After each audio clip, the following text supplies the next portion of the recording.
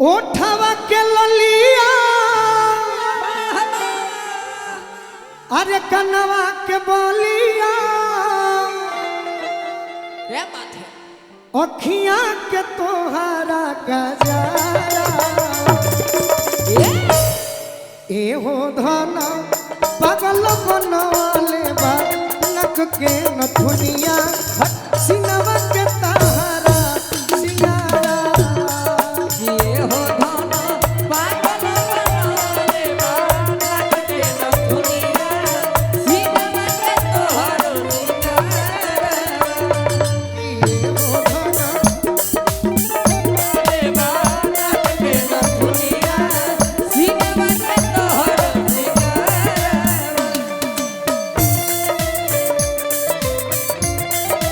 जय हो।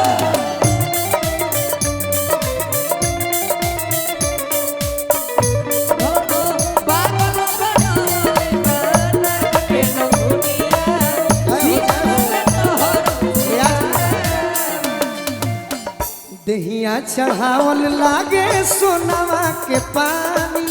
सोनावा के पानी हो सोनावा के पानी हीरा मोती खानी बावे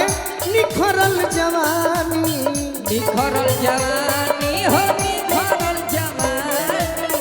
हंसलू तो मधियस चुएला ललैया चांदियस चमके लीलारा हंसलू तो मधियस चुएला ललैया चांदियस चमके लीलारा ये हो धना पागल बनवले बा नक के नथुनिया सिंगवा के तारा सिंगारा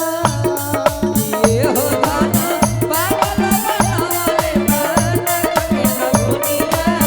सिनवा के तोहरो सिंगारा। और का और का अजबे के बाड़ू सुघराइल तोरानी अजब एक बारू सुभराया तोहरानी मन करे कोरावा में ली तो के बानी मन करे कोरावा में लिहि तो के बानी मन करे कोरावा में ली तो के बानी मन करे कोरावा में लिहि तो के बानी कहे बोलू राजा बहिया में आजा दहजन पटेल के जियारा कहे बोलू राजा बहिया में आजा दहजन पटेल के जियारा ये हो धना पागल बनवले बा नक के नथुनिया सिनवा के तारा सिंगारा ये हो धना पागल बनवले बा नक के नथुनिया सिनवा के तोहरो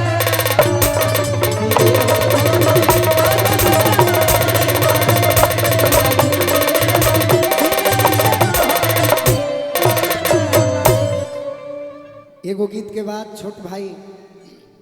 बिक्कू जी के गीत होई कुछ हम एगो गीत और सुनाई तनी मनी